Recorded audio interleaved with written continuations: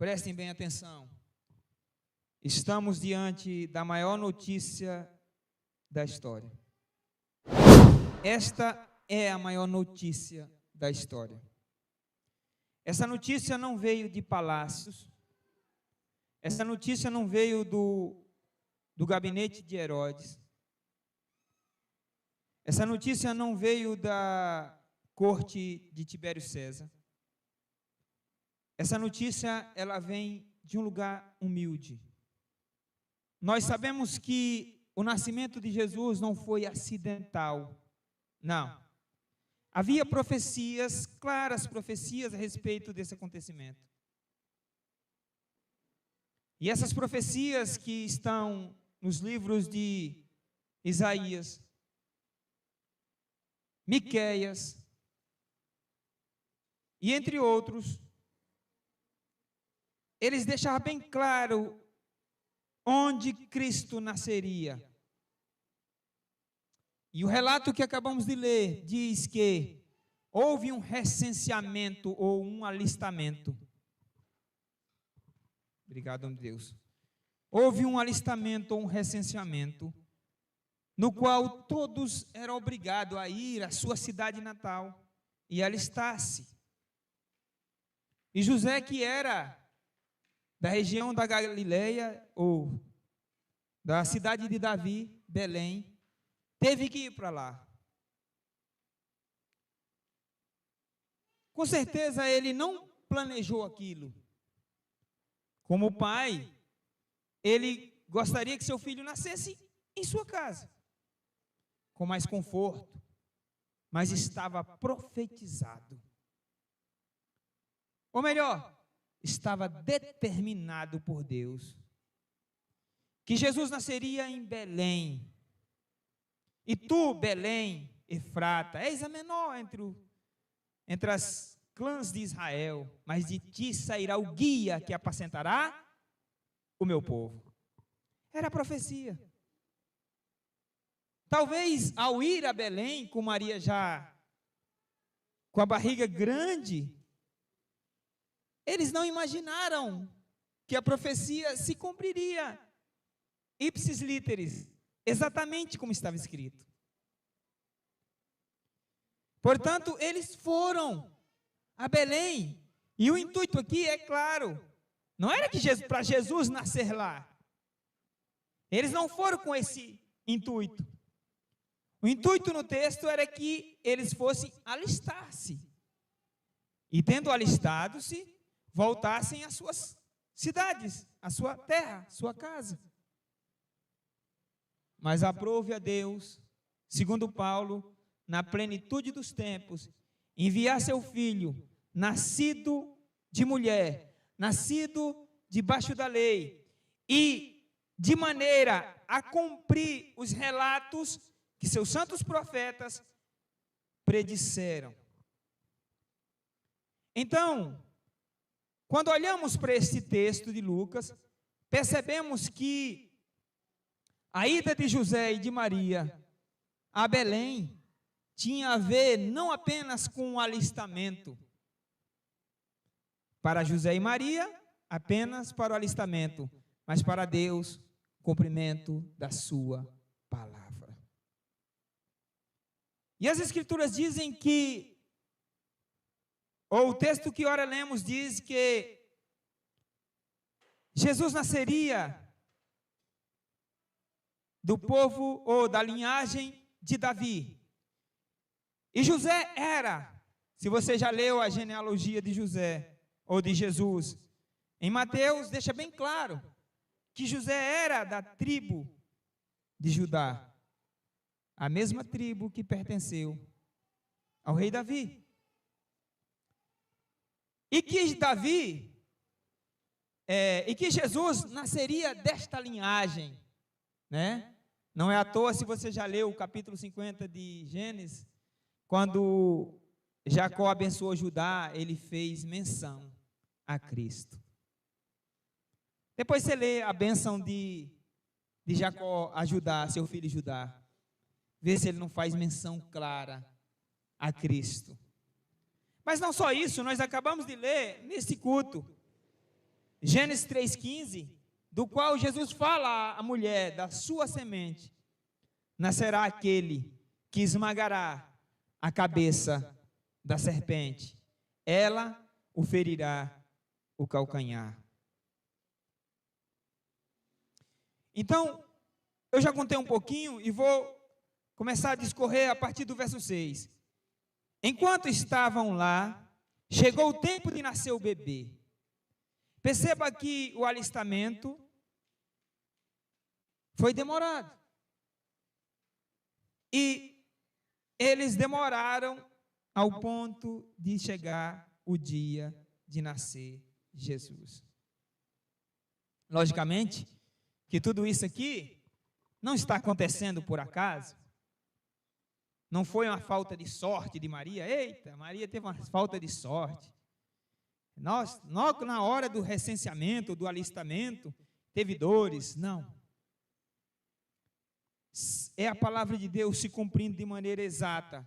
E aqui quero aplicar aos nossos corações, deixando bem claro que Deus, Ele é o Senhor de tudo, soberano sobre tudo, e que Ele governa, domina todas as coisas, inclusive coisas pequenas que a gente acha que não.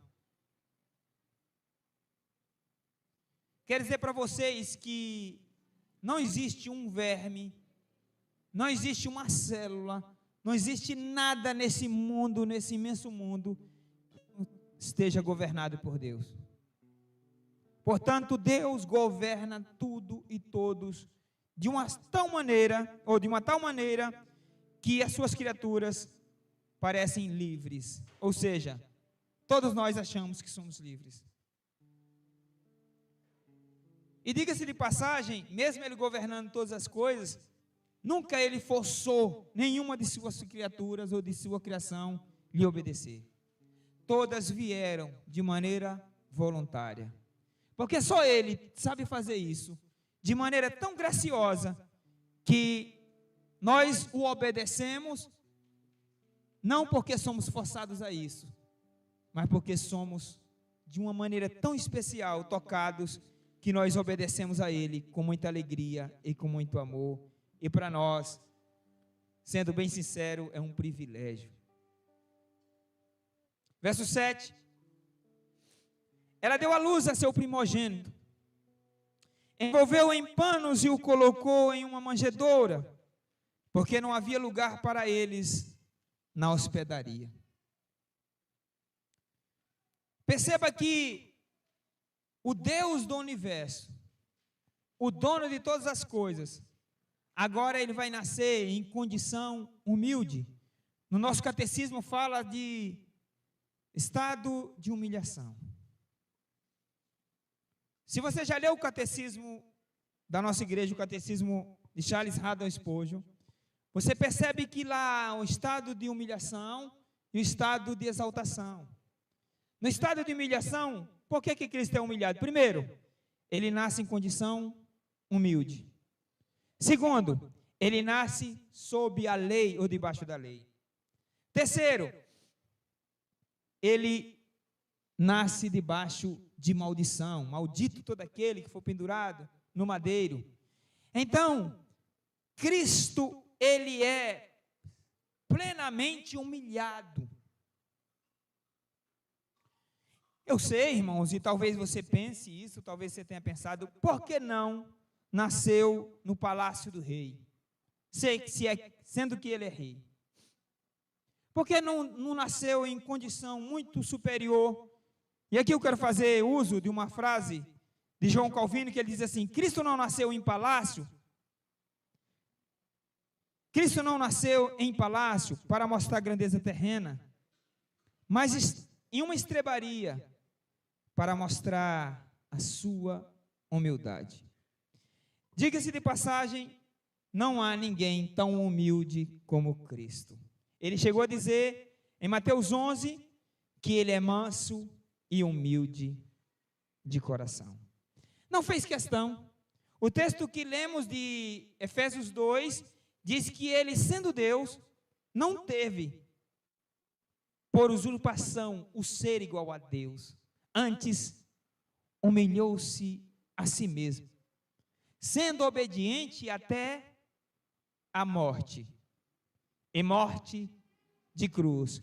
Tudo isso que eu estou dizendo está contido em seu estado de humilhação. Trazendo para todos nós, a maioria de nós nasceu em um hospital, rodeado de médicos e de enfermeiras, e teve alguém que cortou o seu cordão umbilical de maneira higiênica, para que você não desenvolvesse nenhuma infecção ou nenhum problema de saúde. Eu não sei como foi cortado o cordão umbilical de Jesus. Não sei se foi puxado até quebrar. Não sei. Eu só sei que não há muito tempo eu vi a minha irmã mais nova nascendo. Quando eu digo que vi, não que eu estava na hora do parto, mas que eu me lembro. E eu me lembro da parteira usando uma tesoura de cortar pano. A mesma tesoura que a minha mãe usava para cortar o pano foi a mesma que foi usada para cortar o cordão umbilical da minha irmã. Talvez você pergunte, por que não morreu? Deus não deixou, logicamente. Eu não sei o que aconteceu, mas eu sei que aqui não é um ambiente salubre, saudável para nascer uma criança. Diga-se de passagem, aqui também tem animais. Aqui o berço dele vai ser uma cama de capim ou de palhas.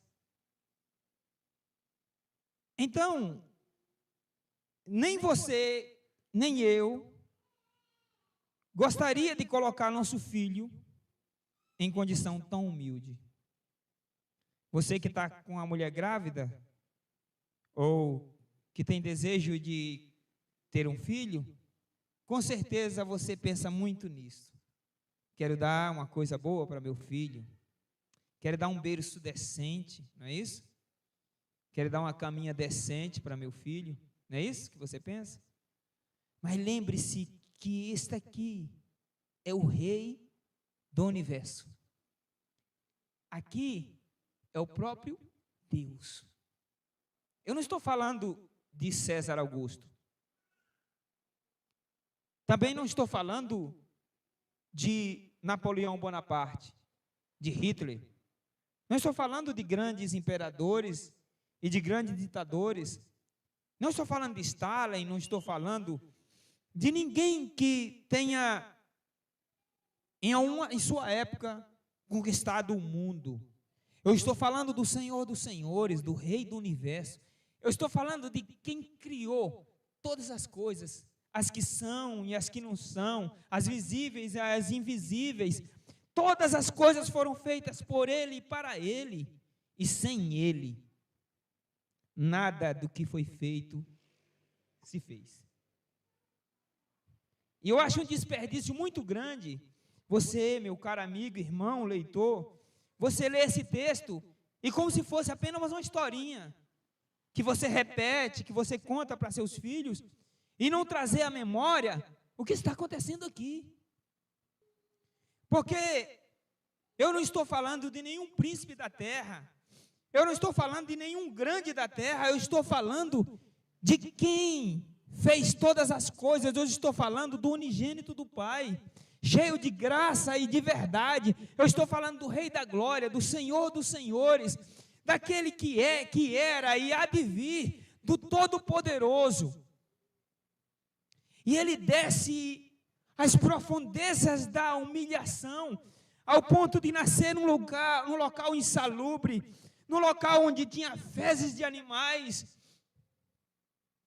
Eu estou falando de alguém que não teve um local decente para nascer.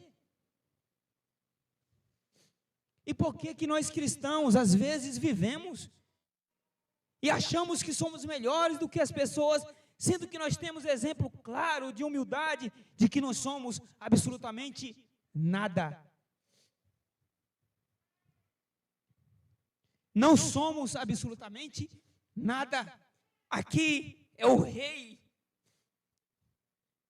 Aqui é o Senhor de tudo.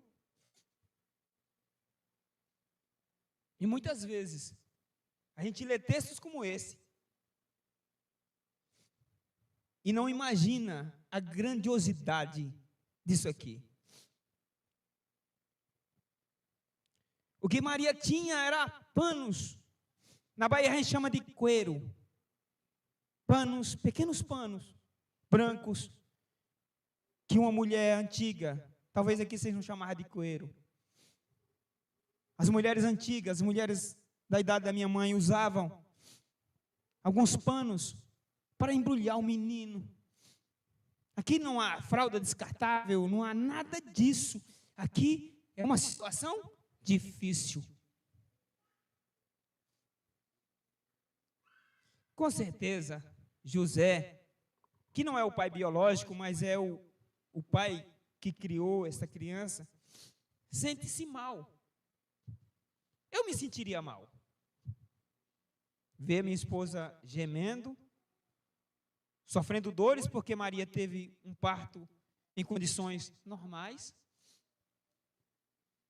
Não ter uma parteira sequer para parar esse menino, possivelmente. José mesmo a parou. José mesmo segurou essa criança. Não tinha uma tesoura, algo cortante, sei lá o que eles fizeram para cortar o cordão umbilical desta criança, mas ele nasceu. E agora tem que se virar, irmão. Agora quem não sabe nada sobre parto tem que se virar. E é uma menina que está tendo esse filho. Uma menina pobre, inexperiente, é o primeiro dela, é o primogênito. Ela está em estado de apuro. Eu sei, irmãos, que as desinformações a respeito de Maria fizeram com que nós cristãos a odiássemos. E a gente tem um medo de falar de Maria, mas aqui uma serva servindo ao Senhor de maneira extrema. A gente não aguenta nada por Cristo. Qualquer coisa é motivo da gente não vir ao culto, não adorar o Senhor. Chegamos com a boca fechada e saímos com a boca fechada. E diga-se de passagem, passamos o dia inteiro comendo. Hoje no feriado comemos mais do que nos outros dias. Não há um motivo sequer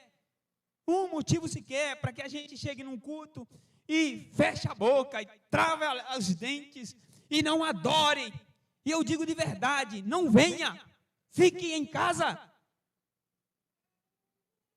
Quando eu olho para a igreja, irmãos, e vejo que ela não está adorando o rei, a minha vontade é dizer, minha filha, fique em casa, não venha mais, se possível não passe aqui nessa igreja, saia, vá embora, aqui não é local para você, aqui é local para a gente que entendeu a quem estamos servindo. Separei aqui um grande esboço a respeito desse texto, mas eu não consigo ir ao esboço. Eu estou parado nesse texto. Eu paralisei aqui. Não consigo ir além.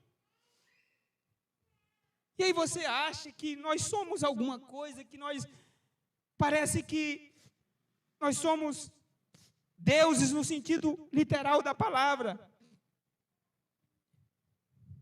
Parece que nós não podemos passar por nada, agonia nenhuma, sofrimento nenhum. E não é assim que Jesus nos ensinou, nem com palavras e nem com ações. Por isso, irmãos, o nascimento de Jesus é muito mais emblemático do que você imagina. Não foi qualquer pessoa que nasceu. Aqui o Emanuel. Aqui é Deus conosco. Aqui nesse texto há reações do céu, há reações da terra. Todo o universo se prostra e fica estarrecido, admirado. Nasceu o Rei da Glória.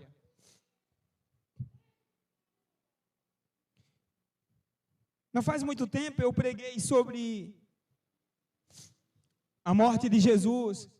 E lá também houve reações naturais, houve terremoto. O sol fez questão de não brilhar mais. Entristeceu-se.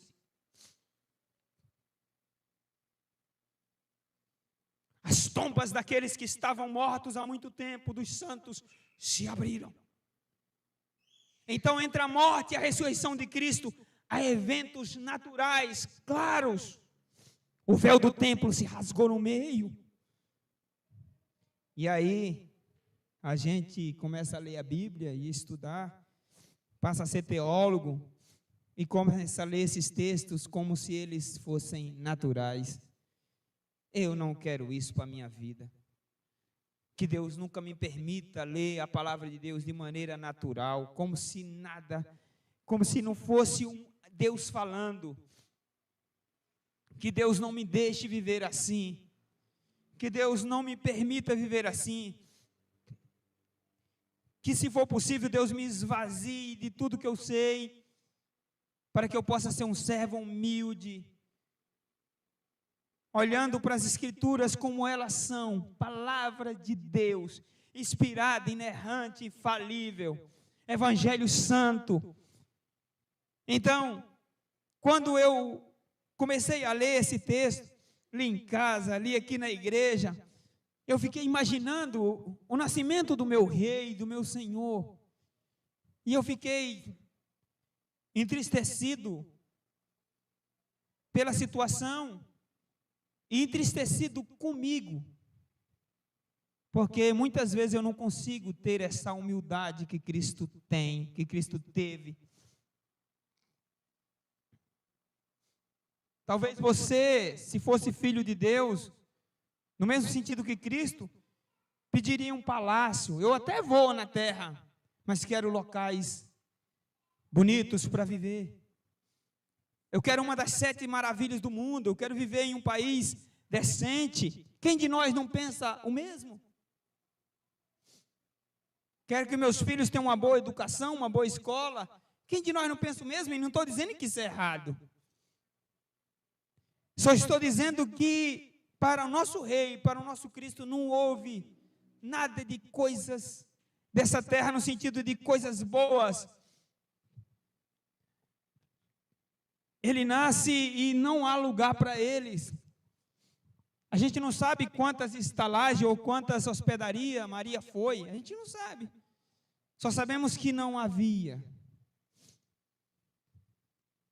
Não havia um local sequer. Aquele que fez todas as coisas, aquele que criou todas as coisas, não tem um local para nascer. Que triste.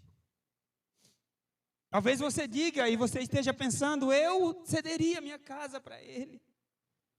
Quero lhes dizer que você seria uma das pessoas que diria, não, moça, tem lugar não.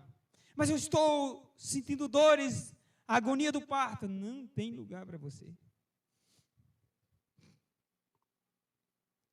E aqui, irmãos, não é apenas uma má ação do povo, não. Não posso dizer, porque o texto diz que não havia lugar. Havia um censo, havia um recenseamento, havia um alistamento do povo. Todos os povos que eram de Judá, por exemplo, que eram de Belém, por exemplo, vieram. Todos aqueles que estavam em outras regiões vieram para o recenseamento e ali encheu a cidade, encheu as hospedarias que existiam na época. Então não tinha lugar. E o único lugar que cederam para ela foi um estábulo, foi uma estrebaria, foi um local que ficava muitas vezes no fundo de uma casa, onde as pessoas alimentavam seus animais. E foi o único lugar que restou para o rei nascer. Quando eu preguei lá na igreja do shopping, eu mostrei claramente que a notícia do nascimento de Jesus houve da parte de Herodes. Herodes ficou agitado. Da parte do povo judeu, eles ficaram admirados com tudo aquilo. E da parte dos pastores houve bastante alegria. E aqui, nesse texto que é paralelo, o texto de Mateus, nós percebemos essa situação difícil de uma mãe que terá seu primeiro filho, e as mulheres que aqui estão sabem muito bem a ansiedade que é uma mulher que vai ter seu primeiro filho. E hoje não, hoje você faz ultrassons, você faz um acompanhamento, e esse acompanhamento é muito bem feito. Ao 5º, 6º mês, você já está sabendo até o sexo do bebê. E aqui o que ela sabe é o que o anjo disse, que seria homem, então ela já sabe. Que o nome dele seria Jesus, essa ela já sabe, essa parte ela já sabe. Mas ela não sabe como vai ser. E o anjo que trouxe a notícia também não disse que ela não sofreria. Não. E não disse que ela sobreviveria ao parto. Não disse. Ele só disse que o que estava gerado nela era do Espírito Santo e que ele seria o salvador do seu povo. Ele disse que ela era agraciada por receber o Senhor, o Emanuel, em seu ventre. Mas não lhe deu garantia alguma de que ela sobreviveria a essa situação e não deu garantia alguma de que ela não passaria um sofrimento como as demais mulheres. Por isso eu acredito que Jesus nasceu como os seus filhos, por exemplo, nasceram. A única diferença de Jesus, do nascimento de Jesus para o nascimento seu ou dos seus filhos, é que esse nascimento é virginal. Diga-se de passagem, muito pior. É virginal. É de uma virgem. Essa mulher ainda não teve relações sexuais com José. Não teve. E ele vai nascer de uma virgem. E o texto é muito claro nisso. Verso 8. Havia pastores naquela região que tomavam conta de seus rebanhos durante a noite. Rapaz, sabe o que eu acho interessante? É que o rei nasce em condição humilde. Você sabe quem são as pessoas que vão ter a notícia do nascimento dele, a primeira? Pessoas humildes. À margem da sociedade. Pessoas invisíveis para a sociedade. Pastores que passavam a noite, irmão, no campo. E aqui, irmãos, não era... Quem já cuidou de ovelha sabe que ovelha não come de noite. O que é que eles estão fazendo no campo? Claro que eles estão protegendo dos predadores. E em Israel era muito comum, as pessoas criavam ovelha, mas não tinha terreno para cercar, para prender. Hoje você cria uma ovelha, 10 ovelhas, você tem um terreno cercado, então não precisa você ficar lá a noite toda cuidando. Não, eles ainda tinham o costume de pessoas nômades.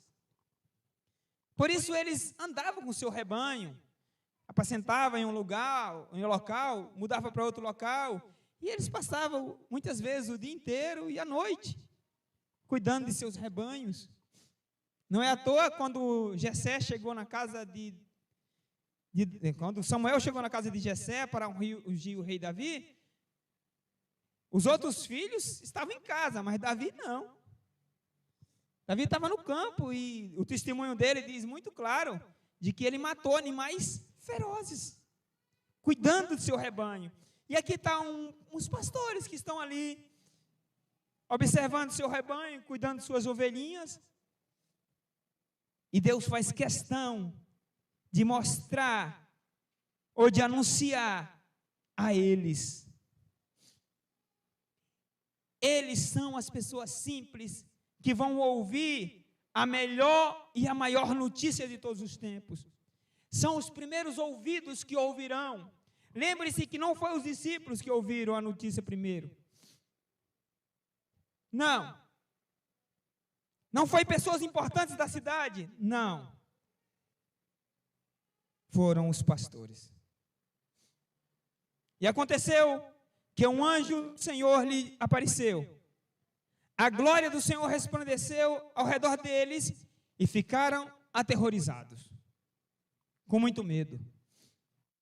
Você está no campo, cuidando de seus rebanhos e com medo de uma fera, de um lobo, de algum animal feroz, e de repente aparece um anjo, resplandeceu todo o local, e eles ficam ali aterrorizados, assustados. Então o anjo lhe diz: não tenham medo,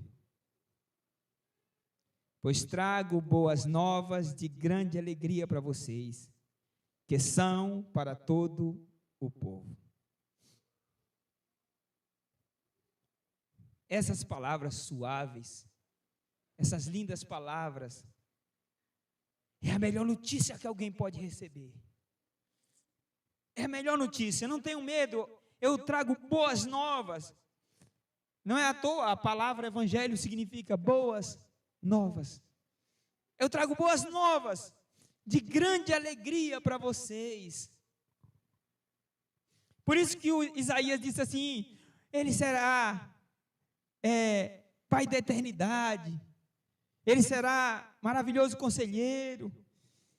Então, ele diz que o que está acontecendo aqui é algo que produzirá aqueles que ouvirem grande alegria. Eu não vou expor o texto, mas veja aqui, por favor, vamos aqui para frente. No mesmo texto, viu? Verso 25. Olha que coisa linda aí. Esse texto aqui eu não consigo ler sem me emocionar, nunca consegui e também não vou conseguir hoje. Havia em Jerusalém um homem chamado Simeão, que era justo e piedoso. Ele esperava a consolação de Israel e o Espírito Santo estava sobre ele. Foi-lhe revelado pelo Espírito Santo que ele não morreria antes de ver o Cristo do Senhor, ou o ungido do Senhor. Movido pelo Espírito Santo, foi ao templo. Olha que coisa linda, povo de Deus. Ai, tem uns personagens que eu gostaria de ser, sabe? Não sei se eu teria a mesma reação, mas tem uns personagens que eu gostaria de ser eles. Um velhinho lá do templo. Um velhinho lá do templo. Ó, irmão Raimundo. Um velhinho lá do templo. Movido pelo Espírito Santo, foi ao templo. Quando os pais trouxeram o menino para cumprir o que requeriria o costume da lei, Simão o tomou nos braços e louvou a Deus dizendo: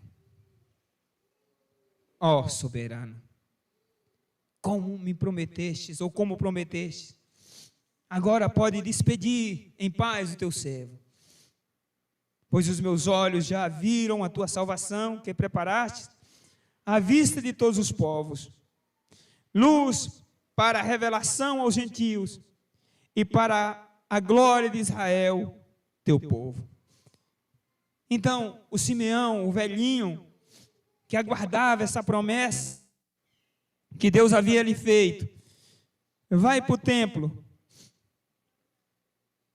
E ele chega no templo. Maria, que era muito pobre, povo de Deus. Por que a gente sabe que é pobre? Verso 24. E para oferecer um sacrifício de acordo com o que diz a lei do Senhor, 2 rolinhas e 2 pombinhos. Povo de Deus, gente rica aqui, era um cordeiro. Gente rica era um cordeiro, ela não tinha dinheiro. Pobrezinha, irmão. Irmãos, é porque a gente ficou com muito medo de falar de Maria, e a gente sabe pouco sobre Maria, mas era uma jovenzinha pobre, irmão. Pensa aquela jovenzinha que não tinha dinheiro para arrumar o cabelo, para passar uma coisa boa no cabelo. Uma jovenzinha que andava com aquela roupa muito simples. Talvez você conheça alguém assim, sabe, que vestia uma roupa simples porque não tinha condição financeira, de família pobre. E aqui, se você já leu Levíticos 12, que fala dessa oferta, diz muito claro, quem tem condição tem que trazer um cordeiro, mas aquele que é pobrezinho pode trazer 2 rolinhas ou 2 pombinhos. Isso aqui é de gente muito pobre, humilde demais, né? Então, é tanta coisa a respeito do nascimento de Jesus que a gente fica admirado. E quando eu vejo o Simão glorificando a Deus e adorando a Deus, é porque essa notícia é gloriosa. Por isso, irmãos, eu me dói o coração a gente chegar nessa época que o mundo, que a televisão está divulgando Noel, que a televisão está divulgando claramente uma distorção do Natal. Nós, como cristãos reformados, de fazer pouco caso. Não, quero saber disso não. É a hora da gente abrir as Escrituras e mostrar aos nossos filhos, não foi isso. Não, o presente que Jesus trouxe para a humanidade não foi aquele que o velhinho, ou o suposto velhinho, traz pela chaminé da casa de alguém, que isso nem acontece. Não é isso. Ele trouxe o maior dos presentes, ele trouxe a salvação. Amém? É isso, é hora da gente abrir nossos olhos, povo de Deus. Acordem, não vamos ser ignorantes. Abra seus olhos, abra sua mente e ensine, aproveita a data, aproveita a ocasião. Se você não ensinar, seu filho vai ouvir na escola, seu filho vai ouvir na televisão, vai assistir, vai na sua Netflix ou nos seus canais de streaming e coloca lá, filme sobre o Natal. E me diga quantos aparecem logo de Jesus. A maioria dos filmes que vão aparecer lá é de Noel. E é Noel mesmo, não é? E aí a gente passar por cima do Natal, sem ensinar. Fiz questão de fazer um mês todinho só sobre o Natal. Quem veio aqui todas as quinta-feiras está bastante instruído a respeito do assunto. Verso 15, já estamos nos aproximando do final. Perceba que há uma reação na terra. Pastores ouvindo o evangelho, a boa notícia. Quando os anjos os deixaram, foram para os céus, e os pastores disseram uns aos outros: vamos agora a Belém, e vejamos isso que aconteceu, e que o Senhor nos deu a conhecer. Irmão, sabe o que eu acho interessante? Eu não sei a posição geográfica que eles estão, mas eles não estão em Belém. A notícia chega para eles, eles não estão em Belém.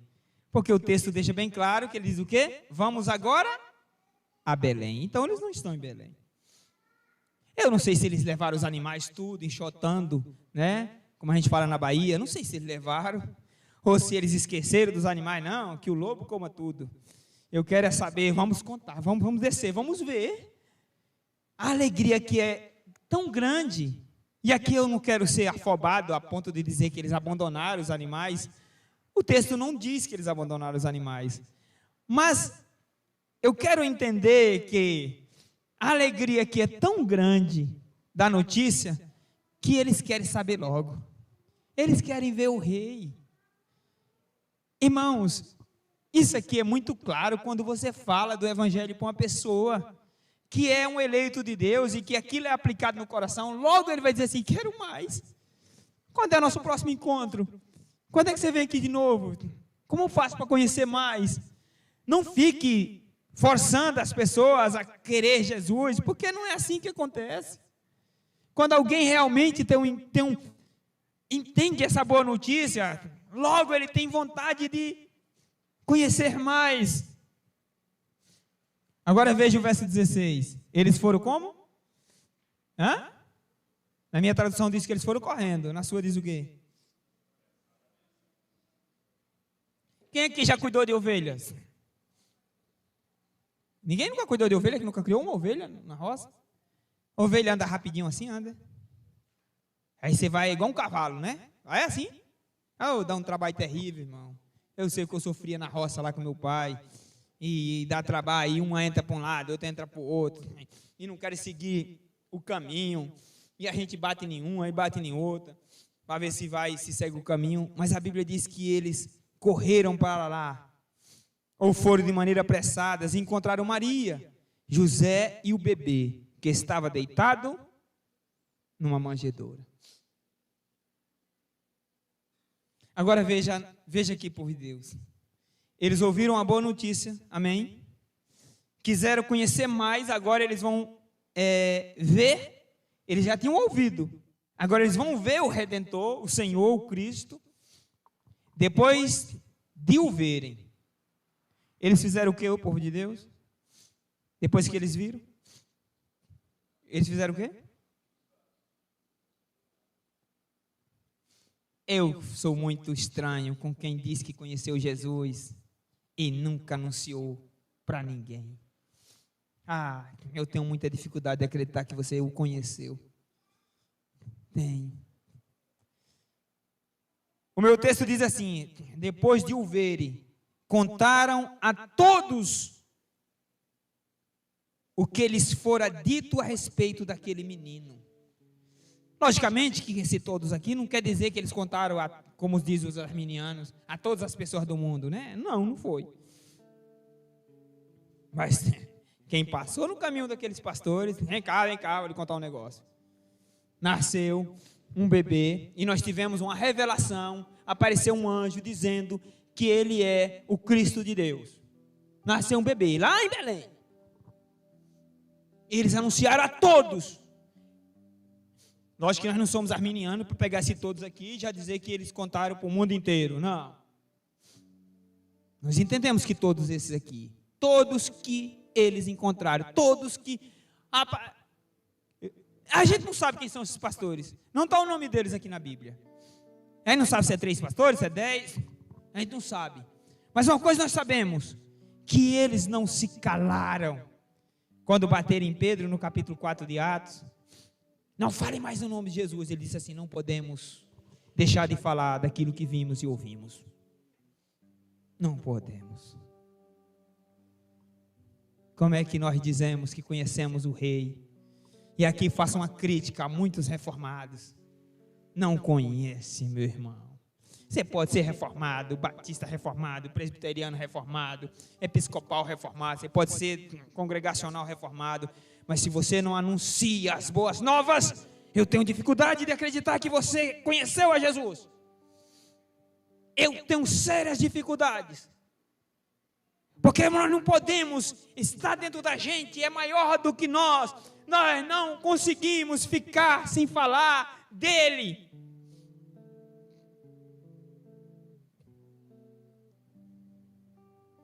Dizem que John Bunyan, você não falaria com ele sem que ele falasse de Jesus. Você poderia puxar qualquer outro assunto corriqueiro, ele ia introduzir Jesus. Ele vivia Jesus, ele respirava Jesus, ele andava com Jesus, ele falava de Jesus, ele mostrava Jesus. O discurso dele rodeava em torno de Cristo. Que cristão é esse que não fala de Cristo, não anuncia Cristo, não prega Cristo, não dá para entender que essa pessoa é um cristão genuíno. E não é falta de conhecimento, não. Porque, diga-se de passagem, as pessoas que eu conheço que menos têm conhecimento são as mais empolgadas para falar de Jesus. As pessoas que não gostam de evangelizar, elas são acadêmicas, elas estão cheias de bons livros de teologia. Veja a reação do povo. E todos, aqui de novo, não é todo mundo, e todos os que ouviram o que os pastores diziam, ficaram admirados. Admirados. Irmão, você sabia que tem pessoas que falam de Jesus, mas era melhor que ela não falasse. Ela não tem brilho nos olhos. Ela não conhece. Ela não conhece. Eu até entendo, tem pessoas que não devem falar de Jesus mesmo, ela não conhece. E por não conhecer, parece que estão falando. Irmãos, eu falo do meu pai, meu velho, com muita paixão. Eu falo da minha mãe com muita paixão. Eu não vivo ao lado deles sempre, por motivos os quais vocês conhecem, mas eu falo com muita paixão. Se tivesse chance de nascer de novo, e me refiro a nascer de maneira natural, novo nascimento mesmo, sem ser, já nasci, né, espiritualmente, eu tivesse a chance de escolheria aqueles 2 velhinhos, para nascer na família deles, muito pobres, humildes. Meu pai, de 10 palavras que ele fala em português, 11 é errada, se exprime com muita dificuldade. Minha mãe nem sequer aprendeu a escrever o nome dela, mas eu não escolheria um outro casal, se fosse me dado essa oportunidade. Pode ter certeza disso. Não estou falando com demagogia. Podia colocar todos os casais mais ricos do mundo, eu escolheria aqueles 2 velhinhos para nascer na família deles. Diga-se de passagem, são homem e mulher honrados. Então, como é que eu vou falar de Jesus e não tem paixão nas minhas palavras? Parece que estou falando de um ser qualquer, de uma pessoa qualquer. E não precisa você ter um autoconhecimento para que você fale com paixão, com coração.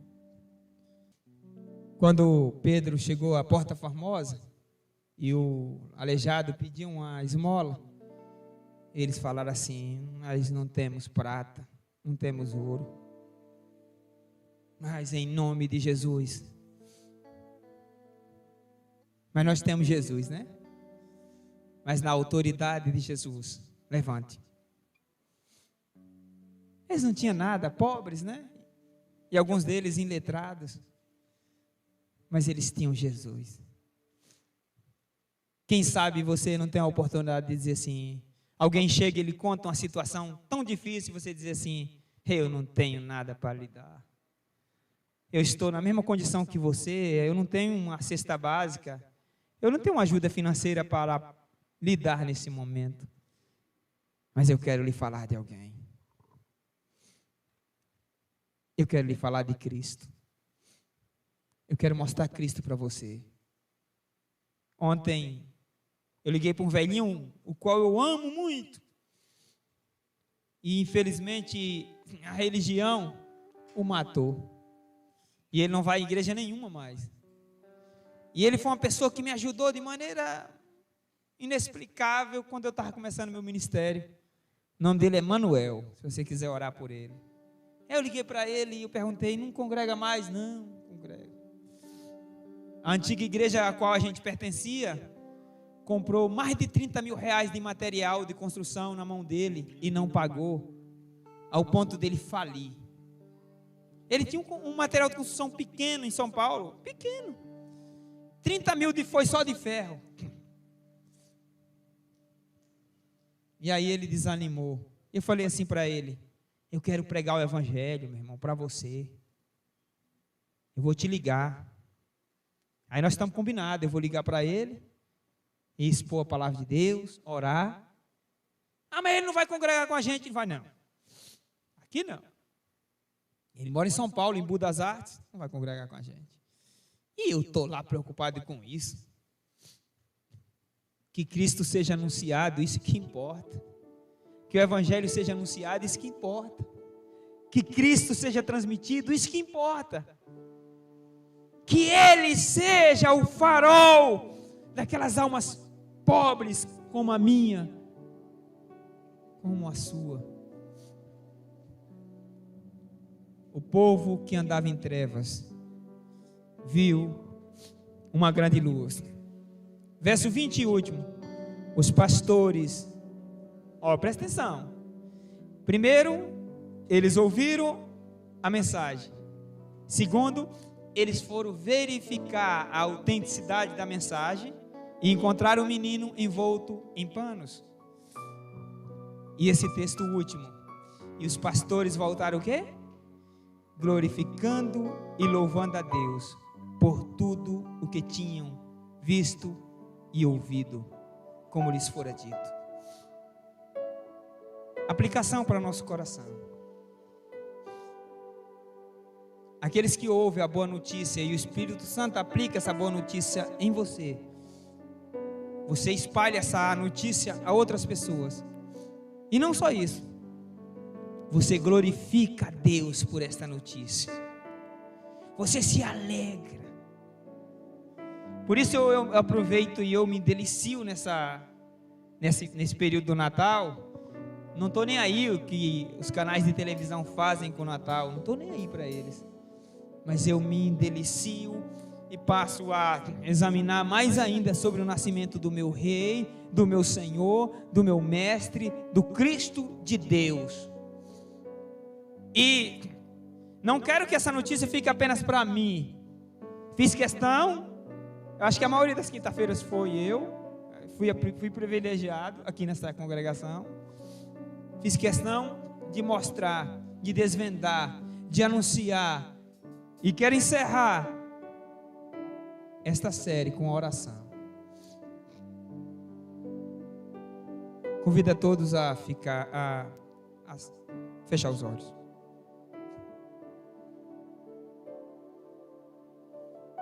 Não serão muitas palavras, mas também não quero que saia apenas da minha boca, que seja do meu coração. Quero lhes dizer que a minha intenção não é emocioná-los, não. A minha intenção é que Cristo seja conhecido. Senhor, eu te dou graças nesse momento, porque nós não sabemos o dia do seu nascimento. Não sabemos se foi em dezembro ou se foi em janeiro ou em outubro, mas nós sabemos que o Senhor nasceu. Sabemos que o Senhor nasceu em Belém da Judeia, uma cidade pequena, na região pobre e numa família muito pobre. Um casal chamado José e Maria. Sabemos que o Senhor desceu, ou seja, o Filho de Deus se fez homem, para que homens se tornassem filhos de Deus. Foi isso que o Senhor fez. E eu sei que o Senhor não desceu aqui apenas para se mostrar como um homem. Não.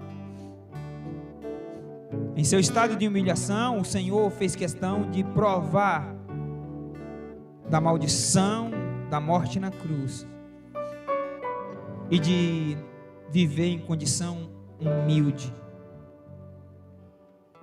E tudo isso o Senhor fez mostrando claramente que o Senhor se preocupa conosco, que o Senhor é o Deus homem, que o Senhor é o Deus que conhece perfeitamente as nossas agonias, as nossas lutas, os nossos sofrimentos, e que não há sofrimento do ser humano que o Senhor não tenha experimentado. Eu também sei que o Senhor não nasceu apenas para provar dos nossos sofrimentos, não. Eu sei que o Senhor nasceu com o propósito de comprar um povo para si, e esse povo que o Deus Pai tinha elegido antes da criação do mundo. O Senhor se propôs a fazer isso, desceu aqui, humilhou-se, esvaziou-se de sua glória e veio até a terra para morrer como preço de um resgate. Comprou-nos, pagou um alto preço na cruz do Calvário, e não só foi isto, mas nos deixou a sua santa palavra, que através do Espírito Santo aplicada eficazmente em nossos corações. E a partir do momento que essa palavra é aplicada em nossos corações, nós podemos renascer, ressuscitar e reconhecer o nosso estado de pecado e miséria. E ao reconhecer o nosso estado de pecado e miséria, olhamos para Ti como único e suficiente Salvador. E ao entender que o Senhor é o nosso Salvador, e ao entender que o Senhor morreu por nós, não cessamos de pregar esta mesma palavra a outros que estão mortos em ofensas e pecados e que estão distante de Ti, para que também conheçam a Ti. E diante disso, Senhor, Te glorificamos, porque sabemos que foi o Senhor e não nós que nos resgatou da nossa vã maneira de viver. Foi graça, foi misericórdia, foi favor imerecido. E eu Te dou graça, Senhor, por essa série de estudo que o Senhor me deixou trazer a Seu povo. Que o Seu povo Te ame ainda mais, que o Seu povo Te adore ainda mais, que o Seu povo Te exalte ainda mais, e que nós, Senhor, sejamos conformados à imagem do Senhor, que sejamos parecidos cada dia mais com o Senhor, e que a nossa vida, Senhor, seja uma vida voltada para o Teu Evangelho, voltada para a glória do Teu nome, em nome de Cristo Jesus, amém.